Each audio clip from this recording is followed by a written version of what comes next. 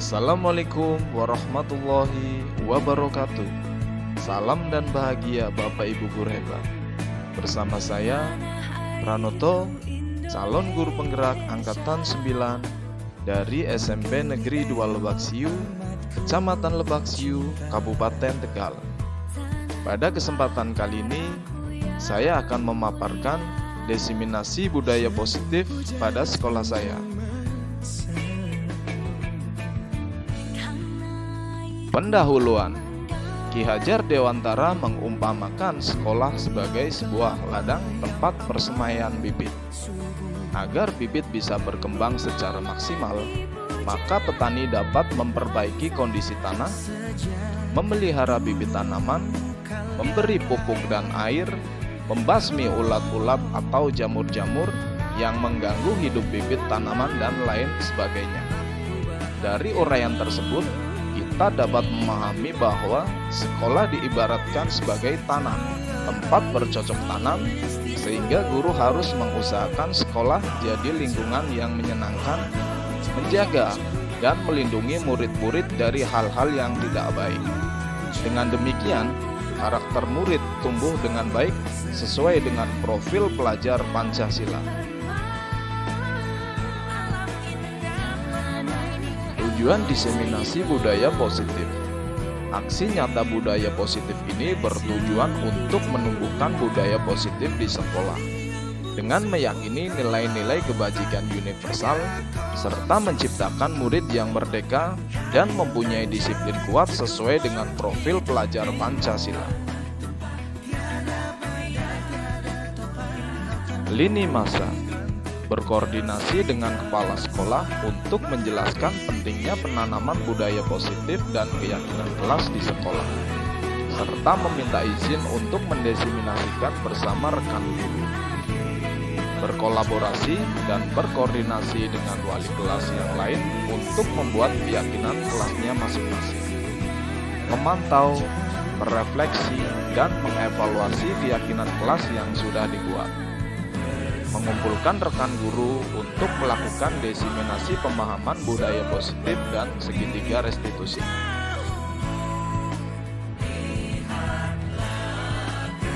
Tolok ukur. Siswa dapat melaksanakan keyakinan kelas yang telah disepakati bersama dengan kesadaran diri dan penuh tanggung jawab, serta terwujudnya kebiasaan-kebiasaan yang baik dalam diri siswa sehingga tercermin karakter profil pelajar Pancasila. Rencana perbaikan. Mengevaluasi kesepakatan kelas yang telah dibuat secara berkala. Menempatkan diri pada posisi kontrol manajer secara konsisten dan berkelanjutan. Terapkan segitiga restitusi pada setiap masalah yang ada.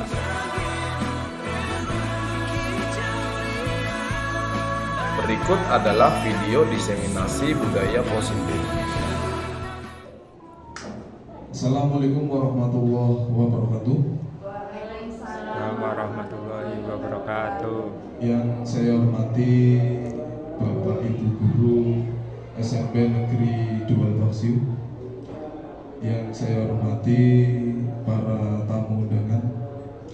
Yang pertama dan paling utama, marilah senantiasa kita memanjatkan puji syukur kehadirat Allah Subhanahu wa Ta'ala, yang mana pada kesempatan pagi hari ini kita bisa berkumpul ya, untuk kegiatan diseminasi calon guru penggerak ya, pada materi budaya positif. Salawat serta salam senantiasa kita aturkan pada junjungan kita Nabi besar, Nabi Agung, Nabi Muhammad SAW, yang senantiasa kita nantikan syafaatnya di yaumil qiyamah nanti. Amin amin ya rabbal alamin.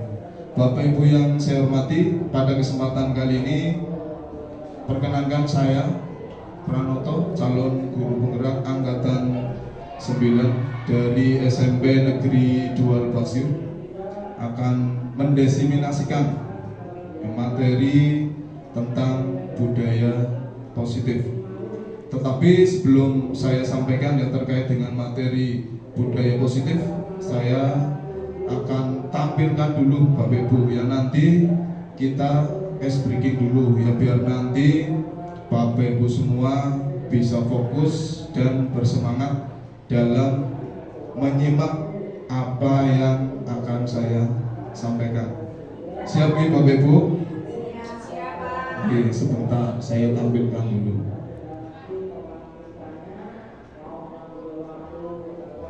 Ya, Bapak Ibu, pada kesempatan kali ini kita akan senam dulu ya. Senamnya tidak senam seluruh badan, tapi senamnya menggunakan senam jari saja gitu Bapak Ibu. Ya, kita senam jari dulu.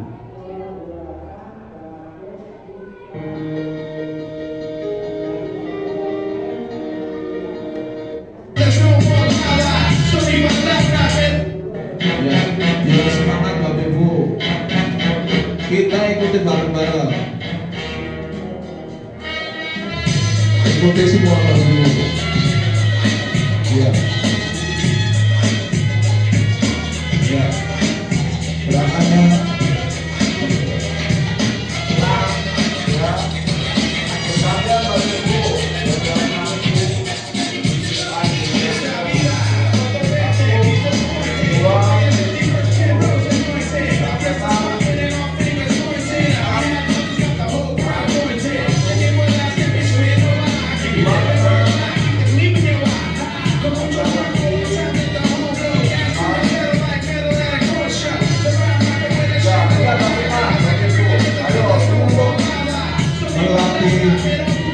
Otak kita begitu, kesiapan kita, refleks kita.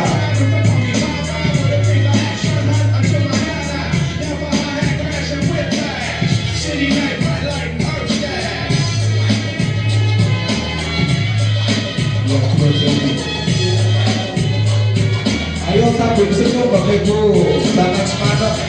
Nah, tetap fokus, tapi sambil senyum.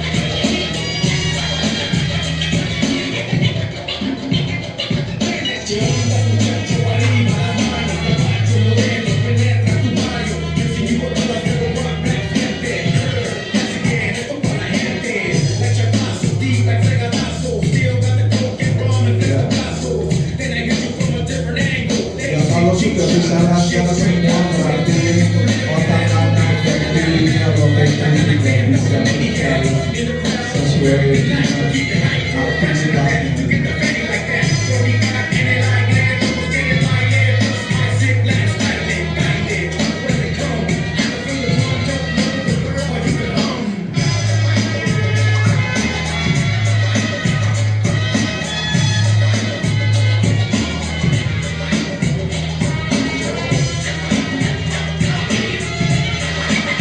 Ini sudah bisa untuk melatih keseimbangan Bapak Ibu.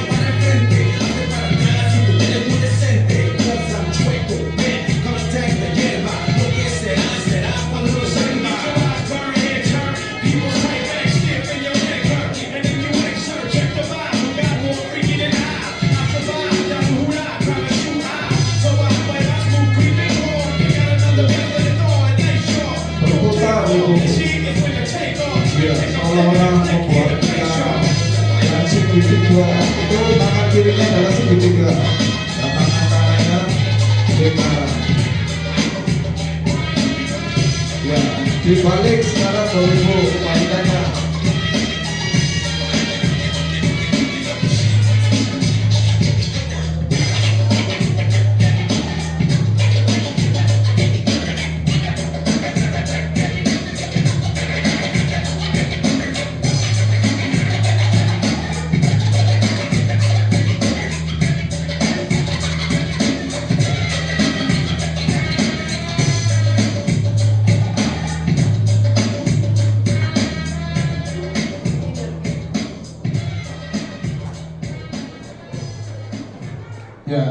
Bapak Ibu, beri tepuk tangan untuk kita semua. Bapak Ibu, ya, kita sudah mengawali untuk kegiatan kita pada pagi hari ini ya dengan senam jari Bapak Ibu ya tadi ya supaya panjenengan semua siap ya lebih fokus ya menerima apa yang akan saya sampaikan pada kesempatan pagi hari ini. Ya Bapak Ibu mohon izin ya pada kesempatan kali ini ya saya Pranoto calon guru penggerak angkatan 9 SMP Negeri 2 Lebaksiu Kabupaten Tegal. Salam dan bahagia Bapak Ibu. Ya, kemudian pada kesempatan kali ini saya akan berbagi ya pemahaman dan pengalaman. Ya, ini pada aksi nyata modul 1.4 yaitu tentang budaya positif. Ya, kemudian untuk agenda kegiatan kita ya pada pagi hari ini ya adalah pembukaan ya, kesepakatan bersama, kemudian materi pemahaman, berbagi pengalaman dan refleksi serta penutup. Ya tadi untuk pembukaan sudah kita buka ya bersama-sama dan tadi sudah kita awali juga dengan ice breaking ya supaya nanti Bapak Ibu semua lebih bersemangat lagi. Ya ini tadi sudah ya untuk pembukaan ya intinya nanti kita belajar ya dengan pikiran terbuka Bapak Ibu untuk menerima perubahan dan kemajuan. Ya kemudian untuk kesepakatan kelas Bapak Ibu ya kita ini saya sudah membuat kesepakatan kelas. Yang pertama, jika ada seseorang yang sedang berbicara, yang lain mendengarkan. Kemudian yang kedua, berpikir terbuka dan saling menghormati sesama. Kemudian yang ketiga adalah silakan berpendapat ya dengan sopan dan menyampaikan setelah dipersilakan. Ya, dari kesepakatan kelas ini, mohon Bapak Ibu barangkali ada yang perlu ditambahi ataupun ada yang perlu dilengkapi lagi Bapak Ibu. Apakah cukup dengan 3 ini atau ada lagi Bapak Ibu?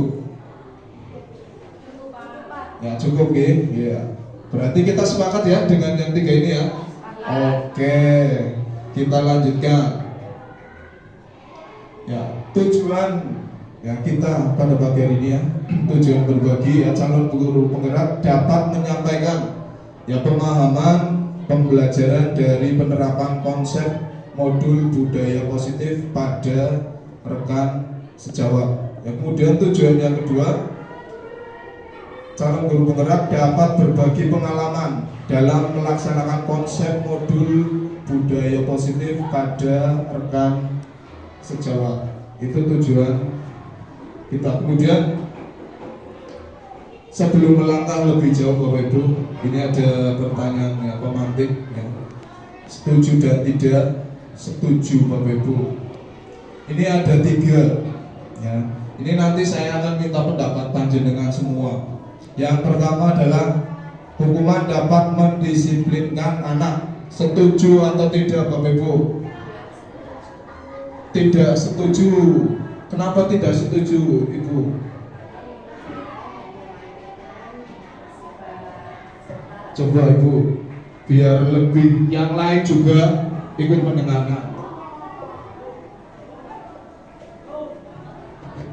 Ya monggo Bu Tuti bisa disampaikan. Kenapa sih tidak setuju hukuman dapat mendisiplinkan anak? Iya, monggo. Kalau menurut saya hukuman itu tidak dapat mendisiplinkan anak, Pak. Karena dengan hukuman itu hanya akan memberikan efek jerah sementara. Jadi apa yang belum dia yakini, artinya ketika dia melaksanakan tugas itu hanya karena takut dihukum, bukan berdasarkan keyakinan yang dimilikinya. Akhirnya tidak melekat secara pribadi ke dirinya hanya karena takut dimarahi. Jadi efeknya tidak memberikan kedisiplinan, tapi hanya sementara.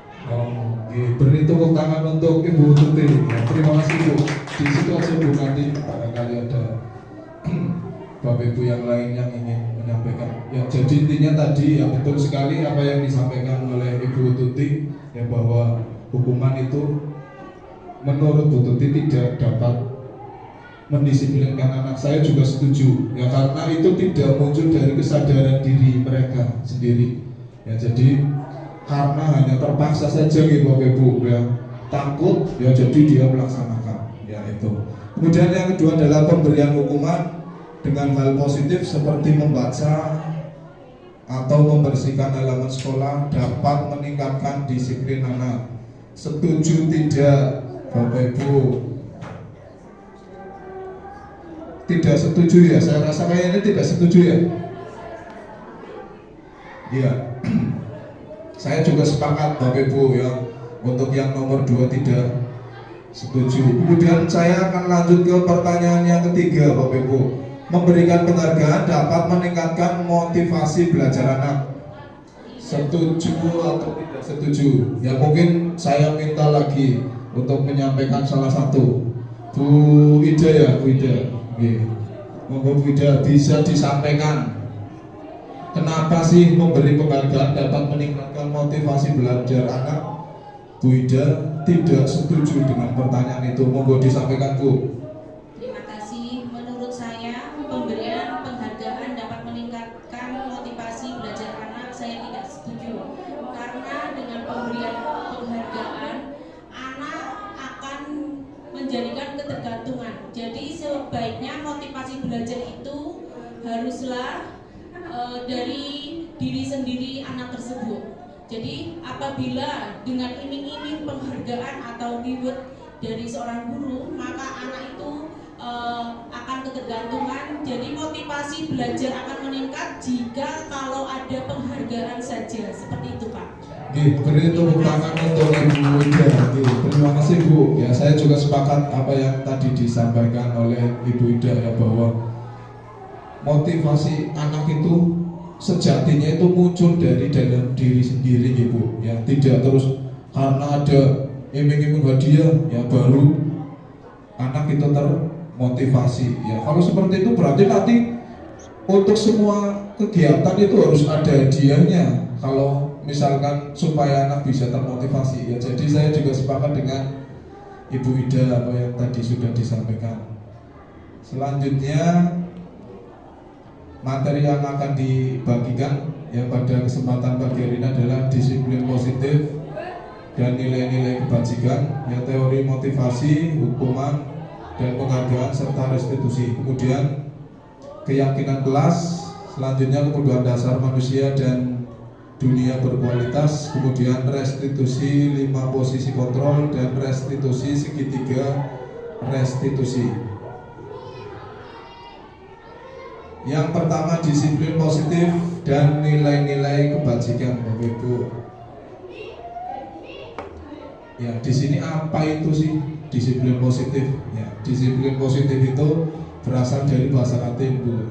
Ya, disiplin ya, disiplin itu dari bahasa Latin ya, disciplina yang artinya belajar Bapak Ibu. Ya, makna asal dari kata ini berkonotasi dengan disiplin diri dari murid-murid Socrates dan Plato Bapak Ibu. Kemudian disiplin diri membuat orang menggali potensinya sebuah tujuan apa yang dihargai. Selanjutnya nilai-nilai kebajikan universal. Ya, di sini nilai-nilai kebajikan universal adalah sifat-sifat positif manusia yang merupakan tujuan mulia yang ingin dicapai setiap individu. Ya, ini ada poin-poinnya Bapak Ibu. Yang pertama adalah setiap perilaku atau perbuatan memiliki suatu tujuan. Ya, ini dari Dr. William Glasser ya pada teori kontrol. Kemudian yang kedua Bapak Ibu, dengan mengaitkan nilai kebajikan yang diyakini seseorang, maka motivasi intrinsiknya akan terbangun Bapak Ibu. Kemudian yang selanjutnya di sini adalah nilai-nilai kebajikan yang ingin dicapai oleh setiap anak Indonesia. Kita kenal dengan profil pelajar Pancasila Bapak Ibu. Ya. yang terdiri dari ini dimensinya ada beriman, bertakwa kepada Tuhan Yang Maha Esa dan berakhlak mulia. Kemudian yang kedua adalah mandiri, yang ketiga bernalar kritis, berkebinekaan global, bergotong royong dan kreatif.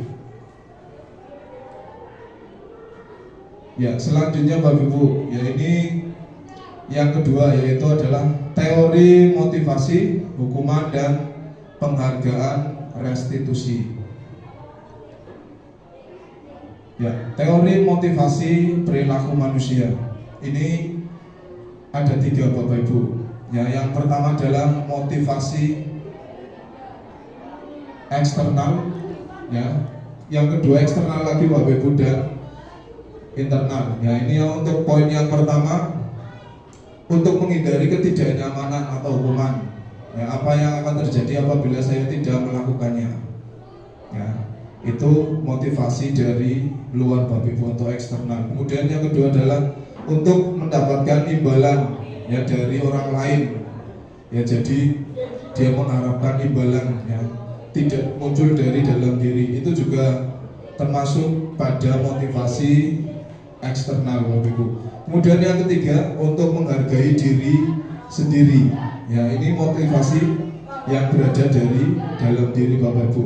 Ya, di sini termasuk dalam tujuan disiplin positif. Ya, saya akan menjadi orang yang seperti apa bila saya melakukan. Ya, berarti itu muncul dari dalam diri kita sendiri Bapak Ibu.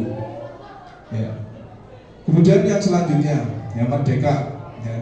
Ini menurut KHD atau Ki Hajar Dewantara, merdeka itu artinya tidak hanya terlepas dari perintah, akan tetapi juga cakap buat memerintah diri sendiri. Ya, jadi merdeka itu tidak terus kita memerintahkan orang-orang saja, tapi kita berawal dari memerintahkan diri sendiri dulu Bapak Ibu. Ya, kita bisa mengatur diri sendiri, kita bisa mengendalikan diri sendiri, yaitu termasuk merdeka menurut Ki Hajar Dewantara. Kemudian dihukum oleh penghargaan Bapak Ibu. Ya. Di sini ada 5 poin. Yang pertama adalah pengaruh jangka pendek dan jangka panjang. Kemudian penghargaan menghukum. Kemudian yang 3 penghargaan mengurangi ketepatan. Yang keempat penghargaan tidak efektif, dan yang kelima adalah penghargaan merusak hubungan.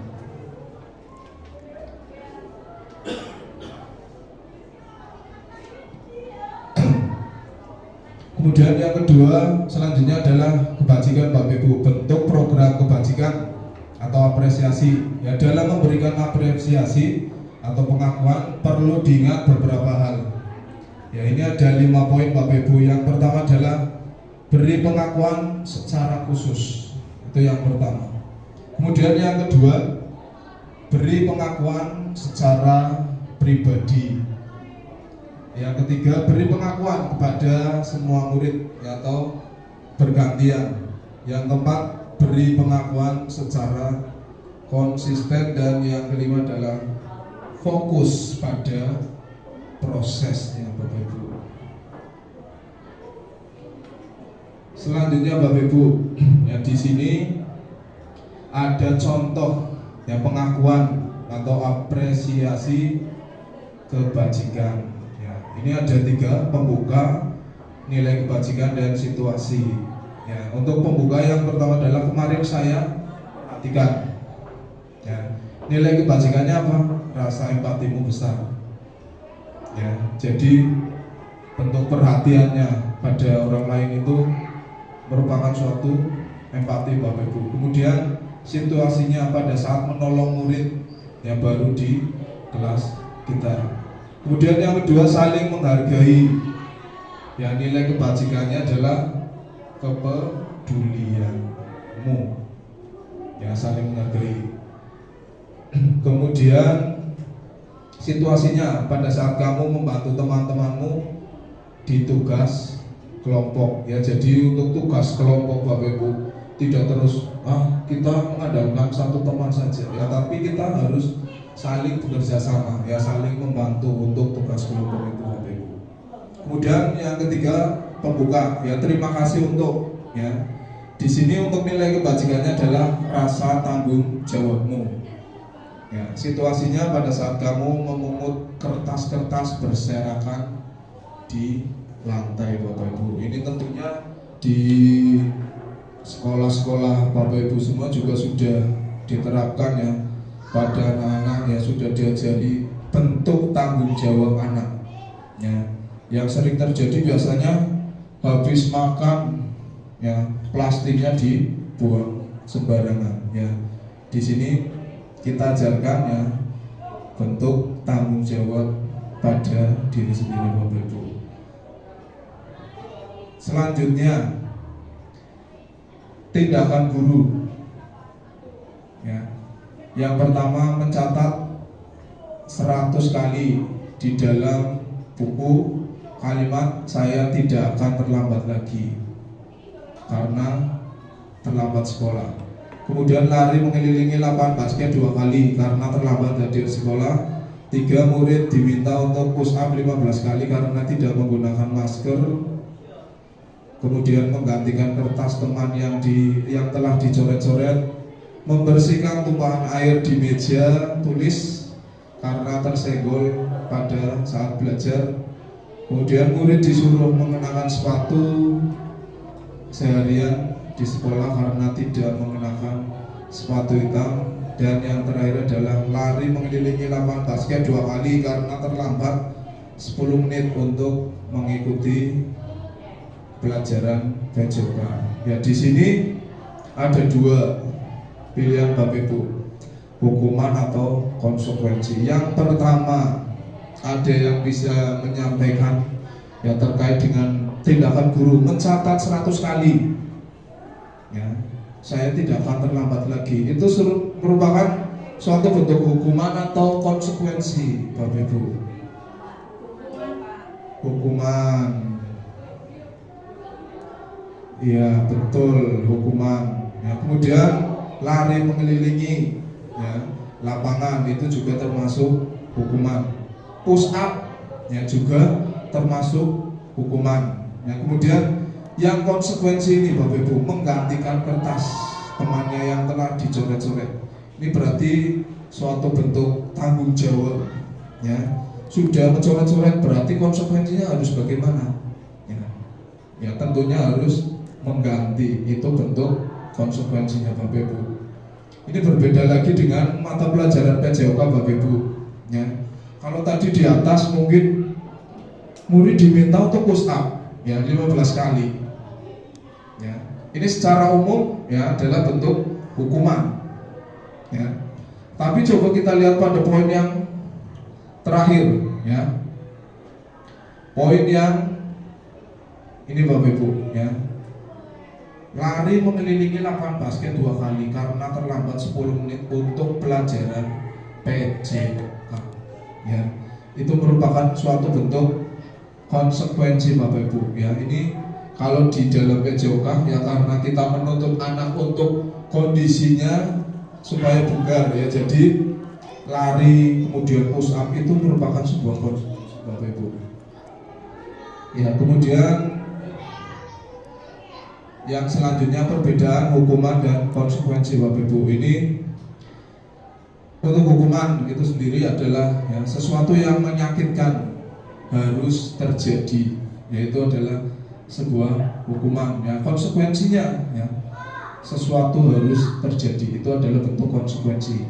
Kemudian yang kedua, membuat anak sakit ya, fisik maupun hati untuk jangka waktu lama ya. Jadi tidak hanya fisiknya saja Bapak Ibu ya yang sakit, tapi batinnya juga ikut sakit Bapak Ibu ya.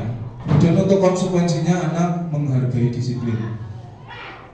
Membuat anak Bapak Ibu, membuat anak merasa tidak nyaman ya dalam jangka waktu pendek ini Bapak Ibu. Kemudian yang selanjutnya, anak membenci kedisiplinan ya. Konsekuensinya anak menghargai disiplin. Yang selanjutnya, paksaan ya. Konsekuensinya adalah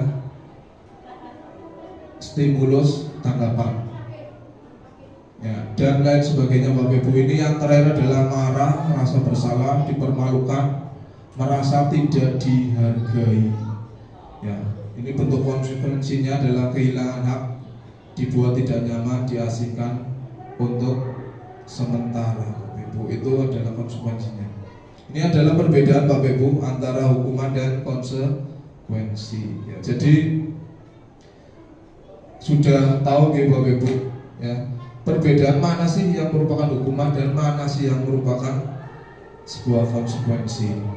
Ya, ini harapannya nanti Bapak Ibu semua yang dalam yang mendidik putra putrinya harus tahu yang mana ya tindakan yang panjenengan lakukan itu adalah sebuah hukuman, yang mana konsekuensi. Ya, jadi kita tetap ya condong harus pada konsekuensi Bapak Ibu, ya, tidak pada hukuman.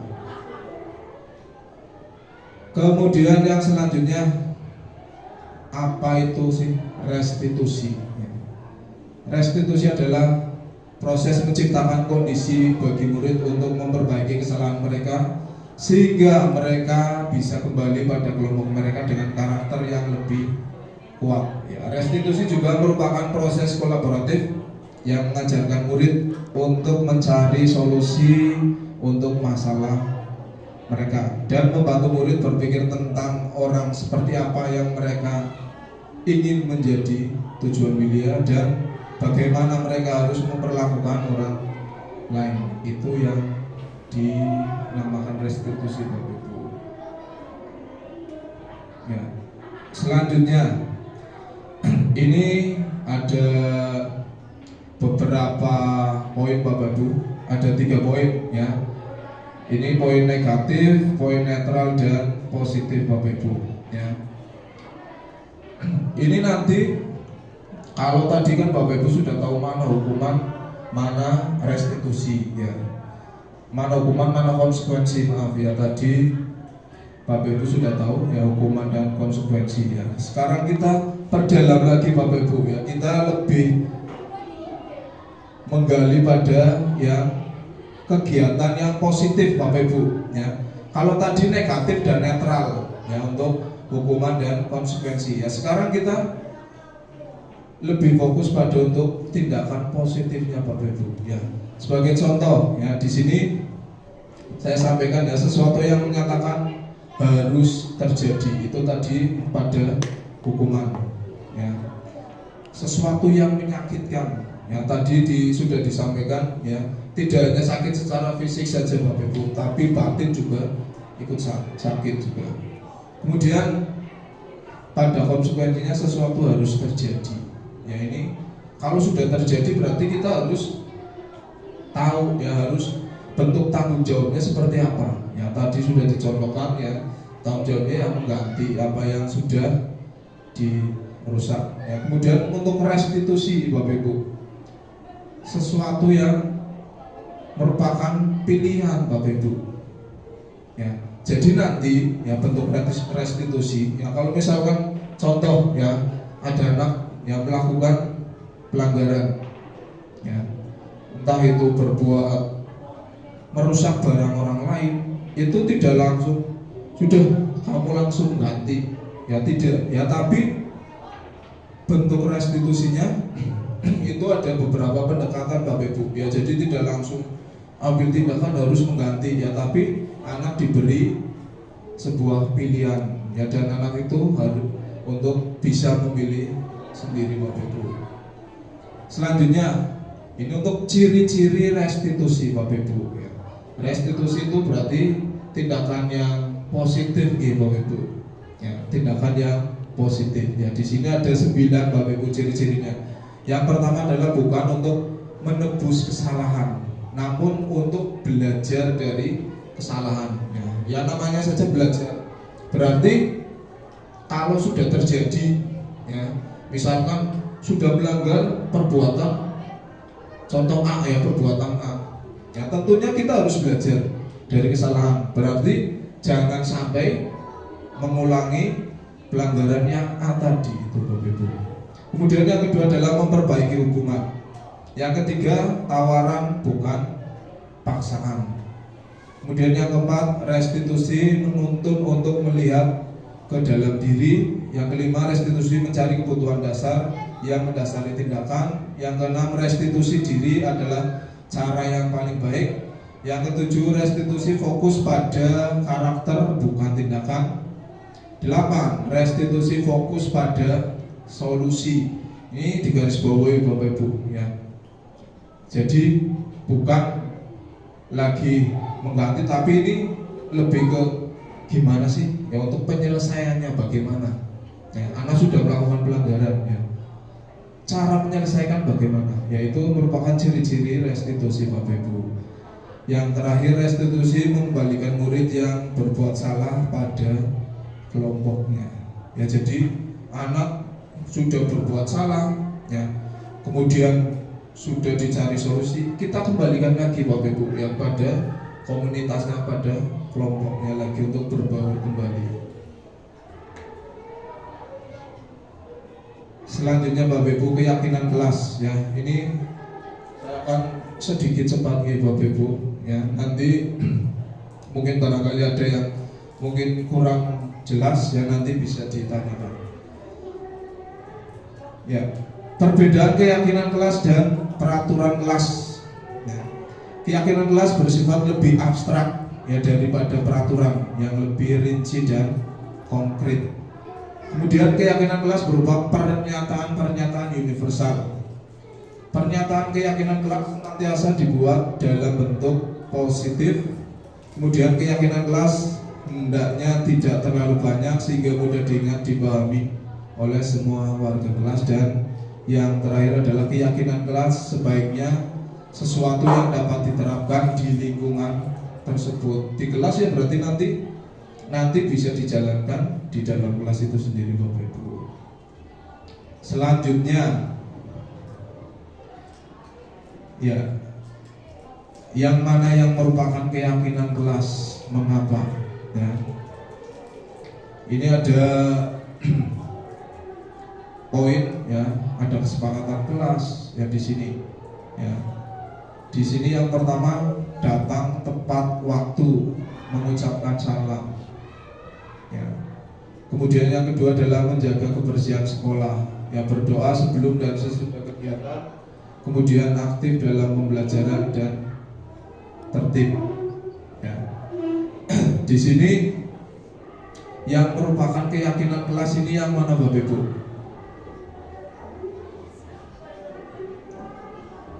Yang mana Bapak Ibu? Sebelah kiri atau sebelah kanan Bapak Ibu?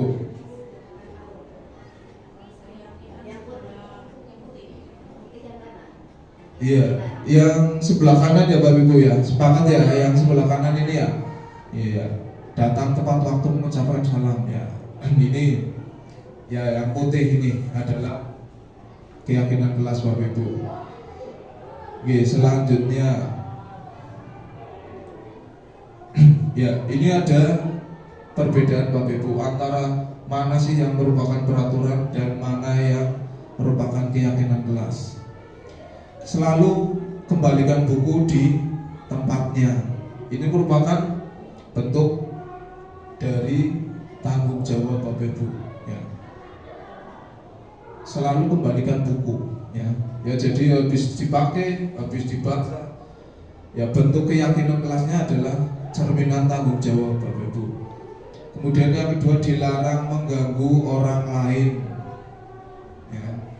Ini untuk keyakinan kelasnya adalah menghormati orang lain Bapak Ibu.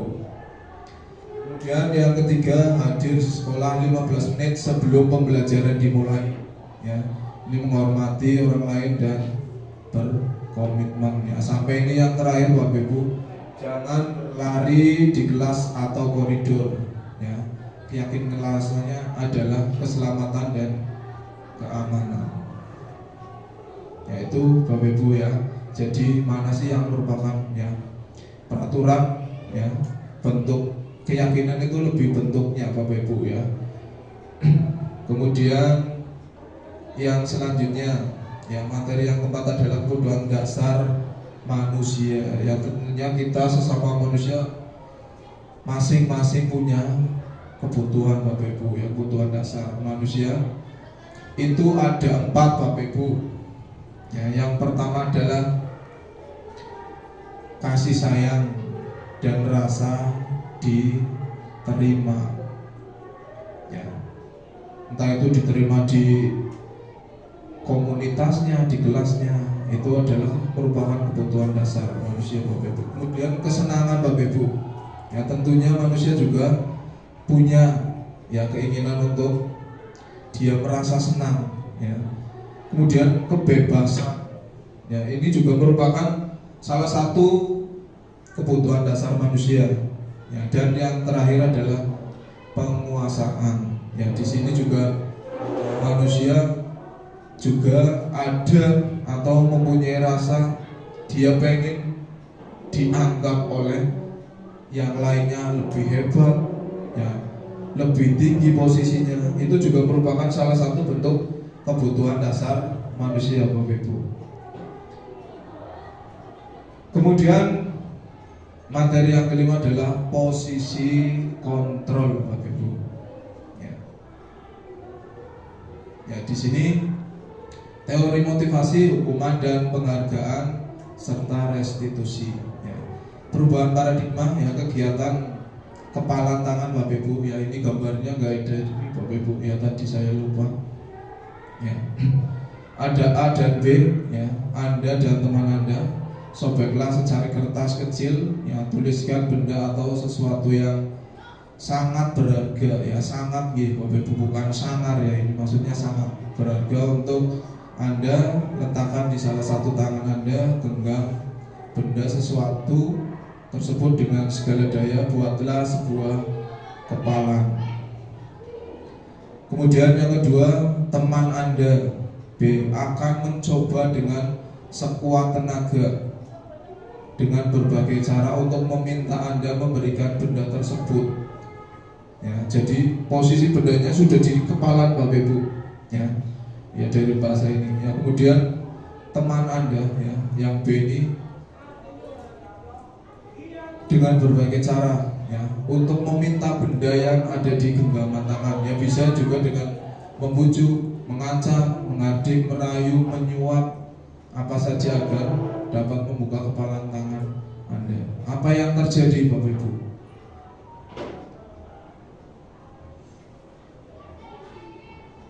Ya. Selanjutnya adalah perubahan paradigma teori kontrol, teori ilusi kontrol. Ya. Ilusi guru mengontrol murid. Ya. Kemudian yang kedua, ilusi bahwa kritik dan membuat orang lain merasa bersalah dapat menguatkan karakter. Kemudian ilusi bahwa semua penguatan positif efektif dan bermanfaat. Yang kelima, ilusi bahwa orang dewasa memiliki hak untuk memaksa, Bapak Ibu. Selanjutnya, Bapak Ibu, ini ada perubahan paradigma, ya, stimulus respon atau teori kontrol. Siapa yang sesungguhnya memiliki kontrol? Ya, di sini untuk stimulus responnya kita mencoba mengubah orang agar berpandangan sama dengan kita. Ya, teori kontrolnya kita berusaha memahami pandangan orang lain tentang dunia. Ya. Jadi untuk yang stimulus respon, Bapak Ibu, ini mencoba, ya, kita mencoba mengubah orang lain. Ya, berarti supaya orang lain itu mempunyai pandangan sama, ya, seperti kita, ya, dengan kita. Ya, itu responnya. Ya, kemudian untuk teorinya kita berusaha memahami pandangan orang lain tentang dunia. Jadi lebih kepada kita lebih memahami orang lain, Bapak Ibu, ya, apa yang mereka pikirkan, ya, tidak tentu, ya, sama dengan apa yang kita harapkan, Bapak Ibu. Ini termasuk yang ke bawah ini, ya, semuanya, ya, sampai dengan model berpikir menang kalah, ya, model berpikir menang-menang, Bapak Ibu. Ya. Selanjutnya, Bapak Ibu, ini 5 posisi kontrol, Bapak Ibu. Ini ada yang pertama adalah penghukum, Kemudian yang kedua, membuat orang merasa bersalah. Kemudian teman, ya, pemantau dan manajer, Bapak Ibu. Ini ada 5 posisi kontrol. Ini yang pertama, ya. Ini saya contohkan satu saja nih Bapak Ibu, ya, nanti bisa dicermati Bapak Ibu semua. Pada posisi penghukum, ya, guru berbuat, ya, menghardik, ya, menunjuk-nunjuk, menyakiti, menyindir, ya, itu adalah bentuk hukum, ya, atau sosok seorang penghukum, Bapak Ibu. Ya, kemudian yang kedua, membuat orang merasa bersalahnya di sini berceramah, ya, dan mengatakan seharusnya, ya, harusnya kamu jangan seperti ini, harusnya kamu jangan seperti ini, ya. Saya kecewa, ya, dengan apa yang sudah kamu perbuat. Itu merupakan bentuk dari membuat orang merasa bersalah, ya. Kemudian posisi kontrol yang ketiga, kita berperan sebagai teman, Bapak Ibu, ya, dimana kita membuatkan alasan-alasan untuk muridnya, ya. Ini contoh percakapan bentuk seperti kita ibaratkan, ya, antara murid, ya, dengan guru. Ini berperan, kita posisinya sebagai teman. Ini bentuk percakapannya mungkin seperti ini, Bapak Ibu. Ayolah lakukan, ya, demi Bapak, ya. Masa kamu tidak mau? Ya, ini kan bahasanya bahasa seperti kita sedang ngobrol, ya, dengan teman, Bapak Ibu, ya, tidak lebih menghargai, tapi kita posisinya setara, Bapak Ibu, ya, untuk posisi sebagai teman, ya. Kemudian yang keempat adalah pemantau, ya, di ini menghitung dan mengukur, ya. Jadi lebih contohnya gini, Bapak Ibu, ya, pada anak-anak kita, ya, anak-anak kita ada salah satu, ya, kayak contohnya pada atribut kelas, Bapak Ibu, ya, atribut kelas, ya, atribut kelas, ya, anaknya sudah naik, ya, di kelas 8, Bapak Ibu, ya, dia masih menggunakan atribut kelas 7, ya, harusnya sudah ganti, ya. Jadi untuk pemantau, ya, peran sebagai pemantau ini, Bapak Ibu, dia akan mengembalikan, ya, dia akan menunjukkan, ini loh tata tertibnya, ini loh peraturannya. Kamu sudah kelas berapa? Kok kenapa masih menggunakan atribut kelas 7? Ya, harusnya kalian sudah ganti, ya, kelas 8, ya. Termasuk kayak peraturan-peraturan yang lainnya, Bapak Ibu. Jadi lebih ke menunjukkan, ini loh aturannya, ini loh tata tertibnya. Seperti itu, Bapak Ibu. Kemudian peran yang terakhir adalah sebagai manajer, Bapak Ibu, ya. Di sini, ya, bentuknya adalah mengajukan pertanyaan-pertanyaan, ya, yang dibawanya apa yang kita yakini, apa yang bisa kau kerjakan untuk memperbaiki masalah ini, ya. Jadi lebih ke ya, jadi lebih ke apa, ya, istilahnya solusinya, Bapak Ibu, ya. Kalian sudah seperti ini, ya, ya, untuk memperbaiki masalahnya harus bagaimana, ya, seperti itu, Bapak Ibu, ya. Kemudian pernyataan-pernyataan siapa yang mengatakan, ya, ini saya kecewa dengan kamu, ya, membuat orang merasa bersalah, ya, dan seterusnya, Bapak Ibu, sampai di kamu selalu yang paling terakhir, ya. Ini adalah bentuk penghukum, ya. Tapi kita mengharapkan kita di posisi sebagai manajer, Bapak Ibu, ya. Ini di posisi manajer, bagaimana kamu menyelesaikan masalah ini, ya. Jadi lebih ke mencari solusi, Bapak Ibu.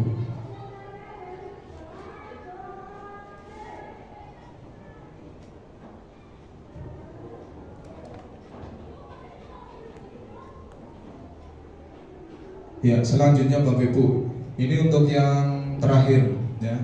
Materi yang keenam adalah segitiga restitusi, Bapak Ibu, ya. Segitiga restitusi, ya, ini ada tiga, ya, ada 3 bentuk ya, atau 3 tindakan. Yang pertama adalah validasi, menstabilkan identitas, kemudian validasi dan menanyakan keyakinan. Ya, yang pertama menstabilkan identitas Bapak Ibu, ya. Berbuat salah, ya, ini contoh ya percakapannya ya seperti ini Bapak Ibu. Ya, berbuat salah itu hal yang manusiawi, tidak ada manusia yang sempurna. Bapak Ibu juga pernah berbuat salah, menyelesaikan permasalahan. Ini adalah suatu bentuk tindakan menstabilkan identitas Bapak Ibu. Kemudian yang kedua, validasi kebutuhan, ya. Di sini ya bentuk percakapannya, kamu bisa saja kan melakukan hal yang lebih buruk, ya, tapi kamu tidak mau melakukannya kan. Ya, itu suatu bentuk dari validasi kebutuhan. Apa yang penting bagi kamu?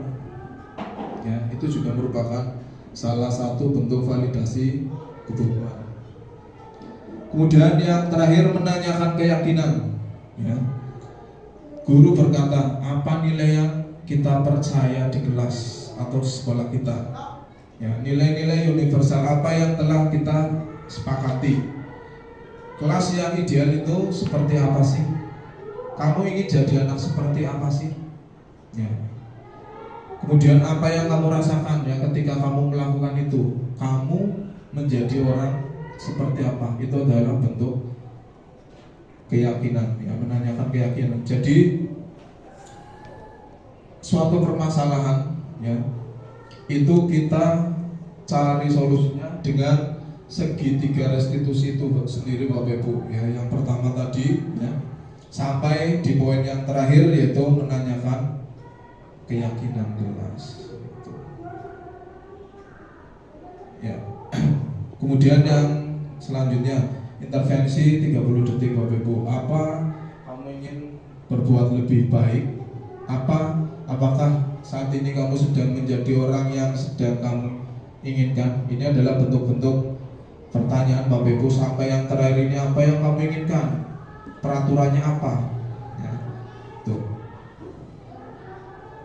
Ya, ini yang terakhir Bapak Ibu, ya, refleksi, ya, dari yang materi singkat yang tadi sudah saya sampaikan. Ya, mungkin Bapak Ibu semua punya, ya, apa sih ya yang Bapak Ibu dapat hari ini, ya, dari 6 materi yang tadi sudah saya sampaikan. Ya, mungkin salah satu atau mungkin bisa 2, ya, silakan, monggo refleksi. Ada yang ingin menyampaikan? Bu Ida, Bu Tuti, apa Bu Lucy? Monggo, gak usah malu, ya. Ya. Iya, enggak, ya. Kita sudah belajar tadi, ya, restitusi, ya. Kita harus menghindari hukuman, ya. Silakan Bu Lucy bisa disampaikan ya untuk refleksinya pada pagi hari ini. Silakan. Ya, terima kasih Pak Pranoto. Saya mengucapkan terima kasih atas penjelasan Pak Pranoto tentang disiplin positif. Saya hari ini merasa banyak belajar dari Pak Pram, ya, tentang disiplin positif. Tadi sudah disampaikan banyak hal, terutama saya belajar hal-hal baru, terutama tentang apa yang menjadi prinsip saya selama ini sebagai guru, terutama tadi masalah mendisiplinkan anak, tentang memberikan penghargaan, bagaimana cara kita untuk memberikan anak solusi terhadap masalahnya, dimana kita kadang tidak sengaja untuk menghukum, ternyata itu sebuah hukuman, ya Pak. Tadi saya benar-benar baru, oh iya, ternyata selama ini saya salah dalam mendisiplinkan anak. Saya pernah merasakan sebagai penghukum. Saya juga pernah menjadi apa tadi, membuat merasa bersalah anak. Nah, dari penjelasan Pak Pran tadi saya sudah belajar tentang bagaimana sih cara kita mengatasi anak yang bermasalah. Ternyata kita harus belajar menjadi seorang manajer yang tadi sudah disampaikan Pak Pran. Saya mengucapkan terima kasih. Mungkin dari sini saya akan lebih belajar banyak lagi dengan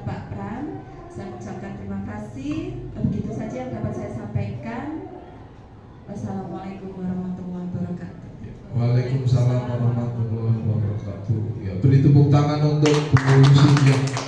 Terima kasih ya Bu Lucy sudah menyampaikan ya refleksi ya. Tentunya betul ya tadi yang disampaikan Ibu Lucy ya, kita tentunya ya, kita sudah tahu mana hukuman ya, mana membuat rasa bersalah ya. Tentunya kita memilih di poin yang terakhir ya, sebagai manajer ya. Manajer itu bukan terus menjadi pemimpin ya sekolah, tidak Bapak Ibu ya. Seorang manajer itu seseorang yang mampu ya mencari solusi atas kesalahan yang sudah diperbuat anak. Itu salah satunya itu Bapak Ibu. Mungkin ada lagi Bapak Ibu yang ingin disampaikan lagi ya terkait materi yang tadi sudah saya sampaikan. Bu Ida, ada Bu Ida? Ya cukup, Bu Tuti cukup ya.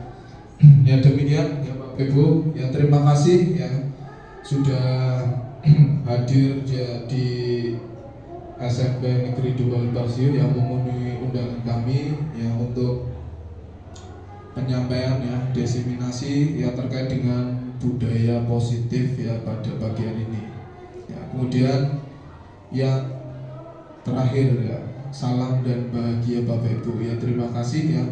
Mohon maaf ya Bapak Ibu, barangkali ya selama saya menyampaikan mungkin terlalu cepat ya, ataupun ada yang salah ya. Ya saya juga manusia biasa Bapak Ibu ya, tidak luput dari yang namanya salah ya. Sekali lagi mohon maaf ya, sampai ketemu di pertemuan selanjutnya ya. Mudah-mudahan kita senantiasa diberikan kesehatan dan kebahagiaan Bapak Ibu ya. Terima kasih ya dari saya akhiri. Wabillahi taufiq wal hidayah. Wassalamualaikum warahmatullahi wabarakatuh.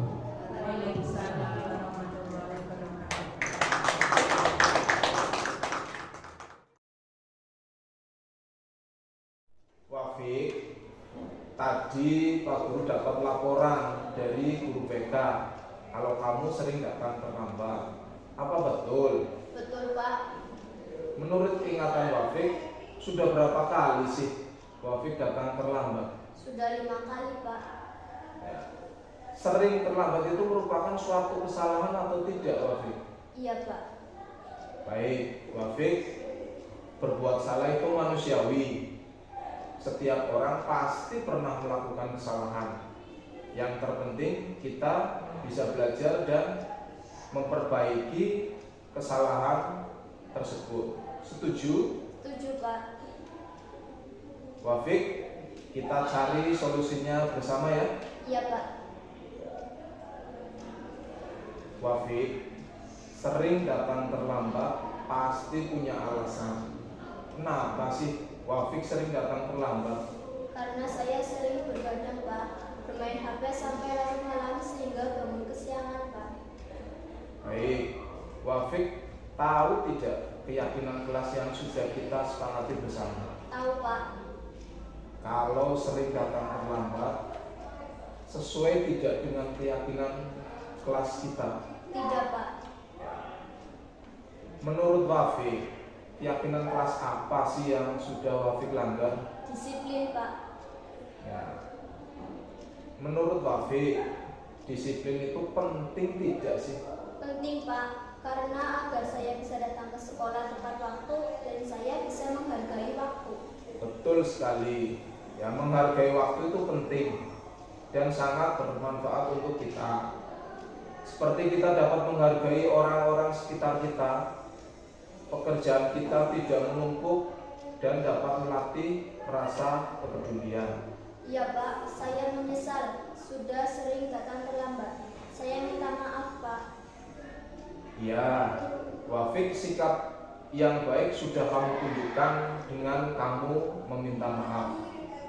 Menurut kamu, apa yang akan kamu lakukan supaya kamu tidak datang terlambat lagi ke sekolah? Saya tidak akan bermain HP sampai larut malam Pak, supaya saya bisa bangun lebih cepat dan bisa datang ke sekolahan tepat waktu. Baik, Wafik, kamu sudah menemukan solusinya. Dan Pak Guru juga akan bekerja sama dengan orang tua kamu supaya kamu tidak datang terlambat lagi ke sekolah. Sekarang Wafik bisa kembali ke kelas. Baik Pak. Assalamualaikum warahmatullahi wabarakatuh. Nama saya Wafik alias Salma dari kelas 9B. Terima kasih Pak Guru, saya senang sekali sudah diajak diskusi dengan Pak Guru untuk menemukan solusi atas kesalahan yang sudah saya perbuat, yaitu sering datang terlambat dan saya tidak akan bergadang lagi supaya saya bisa datang ke sekolahan tepat waktu. Wassalamualaikum warahmatullahi wabarakatuh. Anto, Pak Guru perhatikan kamu. Setiap pelajaran olahraga, kamu sering mengejek Farel. Iya Pak. Menurut kamu, suka mengejek teman itu merupakan suatu kesalahan tidak? Iya Pak. Baik, Anto, berbuat salah itu manusiawi. Setiap orang pasti pernah melakukan kesalahan. Yang terpenting, kita bisa belajar dari kesalahan tersebut dan berusaha memperbaikinya. Setuju Anto? Setuju Pak. Anto, kita cari solusinya bersama-sama ya. Iya Pak. Baik, Anto, kamu sering mengejek Farel pasti punya alasan. Kenapa sih kamu sering mengejek Farel? Iya Pak. Karena saya ingin dianggap hebat oleh teman-teman saya. Jika saya sering mengejek Farel. Anto, tahu tidak keyakinan kelas yang sudah kita sepakati bersama? Tahu Pak. Kalau sering mengejek teman, itu sesuai dengan keyakinan kelas atau tidak? Tidak Pak. Ya, menurut Anto, keyakinan kelas mana yang sudah Anto langgar? Saling menghormati dan menghargai antar teman. Ya, menurut kamu penting tidak saling menghormati dan menghargai antar teman? Penting Pak. Baik, Anto, kalau itu penting, menurut kamu keyakinan kelas apa yang harus kamu lakukan saat melihat teman kamu tidak bisa melakukan gerakan olahraga dengan baik? Lebih menghormati dan menghargai teman Pak. Baik, kamu bersedia memperbaiki kesalahan itu? Bersedia Pak. Apa yang akan kamu lakukan untuk memperbaiki kesalahan ini? Saya tidak akan mengejek lagi dan saya akan berusaha memberi semangat pada teman saya yang belum bisa melakukan gerakan olahraga dengan baik, dan saya siap membantu teman yang mengalami kesulitan dalam praktek gerakan olahraga Pak. Ya, tepat sekali Anto tindakan kamu. Tetap semangat ya.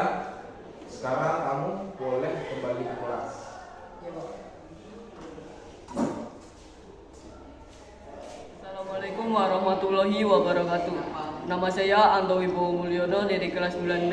Saya senang sekali diajak diskusi sama Pak Guru untuk dapat mengendalikan dan mengontrol ucapan saya terhadap teman saya, Farel, serta saya bisa lebih menghormati dan menghargai teman saya. Wassalamualaikum warahmatullahi wabarakatuh. Demikian yang dapat saya sampaikan. Jadilah guru penggerak yang selalu tergerak, bergerak, dan menggerakkan.